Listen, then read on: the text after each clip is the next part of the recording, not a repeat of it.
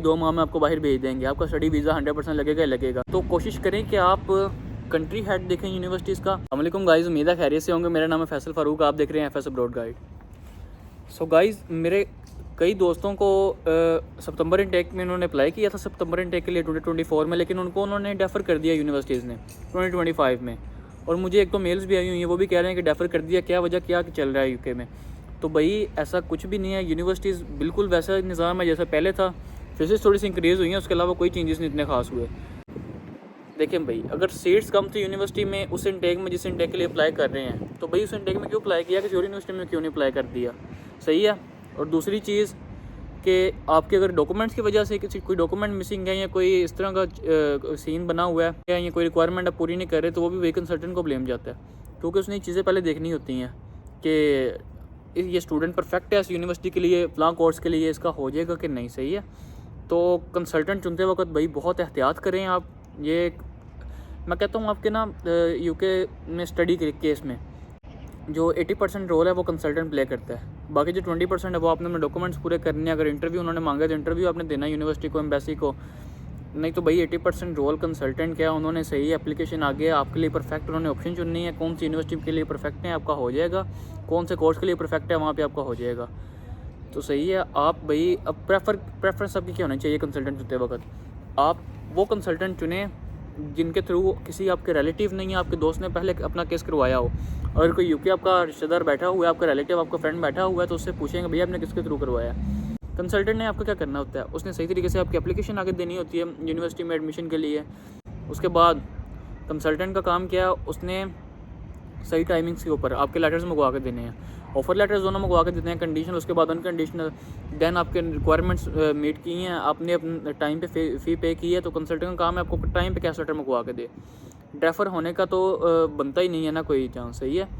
Consultant चुनते वक्त आपने ये पहले प्रेफरेंस क्या होनी चाहिए कि अगर पहले कोई किसी के थ्रू गया, किसी कंसल्टेंट के थ्रू, तो आप उसको प्रेफर करें। दूसरे नंबर पर देखें, अगर आप पहले कोई नहीं आपका बाहर है, तो आप फर्स्ट टाइम आप देखें कि आपके शहर में सबसे पुराना कंसल्टेंट कौन है और सबसे ज़्यादा जो ट्रस्टेड कौन है। हम लाहौर की बात करते हैं। मैं पर्सनली मैं यहाँ पे यूएससी वाले हैं, universal student consultant, main canal road पे उनका ऑफिस है, हेड ऑफिस है, सही है। उसके अलावा भी दूसरे सिटीज़ में भी है, फैसलाबाद, नारोवाल और भी है। तो उनके थ्रू केस मैंने करवाया। मैंने क्यों उनके थ्रू करवाया, एक तो वो 1994 से उनका ऑफिस है, 1994 से वो इस शोबे में है कंसल्टेंसी के।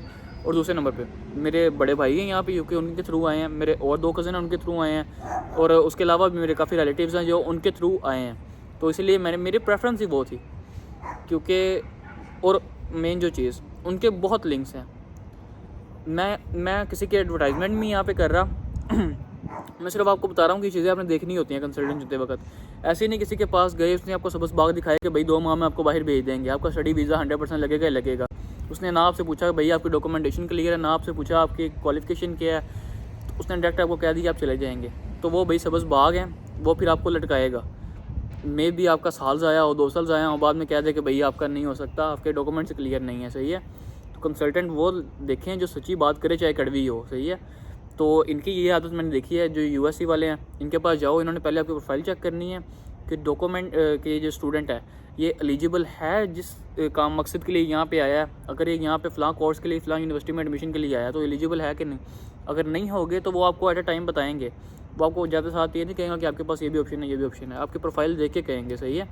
तो कंसल्टेंट उसको प्रेफर करें जो जिनके डायरेक्ट यूनिवर्सिटीज़ के साथ लिंक्स हों। और एक और बड़ी बात, जो अगर कंसल्टेंट एट अ टाइम देखें, फ़र्ज़ करें अभी वीज़ाज़ का क्लास चल रहा है, वीज़ा लेट हो रहे हैं, तो आपने अगर जल्दी वीज़ा लेने के लिए जल्दी अप्लाई करना होगा, तो जल्दी अप्लाई करने के लिए आपका डॉक्यूमेंटेशन पिछली क्लियर होगी, यूनिवर्सिटी आपको कैश इशू करेगी तो आप वीज़ा अप्लाई करेंगे ना।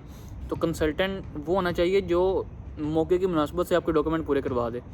कंसल्टेंट की इतनी अप्रोच होनी चाहिए, कैश अप्लाई किया तो आपको जल्द से जल्द आपका कैश मंगवा दे। अगर देखें, काफ़ी मैंने कंसल्टेंट देखे हैं, वो कंडीशनल अप्लाई करते हैं, कंडीशनल मंगवा देते हैं, बाद में 1 माह के बाद, 1.5-2 माह बाद अनकंडीशनल आ रहा है। क्यों? क्योंकि उन्होंने वो असल में सब कंसल्टेंट्स होते हैं, उन्होंने आगे किसी कंसल्टेंट से रब्ता किया होता है, फिर उन्होंने आगे डायरेक्ट यूनिवर्सिटी के साथ रब्ता नहीं होता। तो कोशिश करें कि आप कंट्री हेड देखें यूनिवर्सिटीज़ का, या वो कंसल्टेंट जो जिनके पास खुद अवार्ड हैं यूनिवर्सिटीज़ के, जिनके डायरेक्ट लिंक्स हैं, वो आपका काम निकलवा सकें, सही है।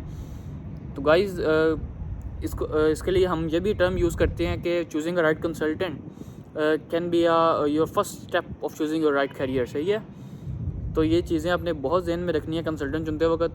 बाकी ये थी हमारी आज की वीडियो। खुश रहें, इंतज़ार करें।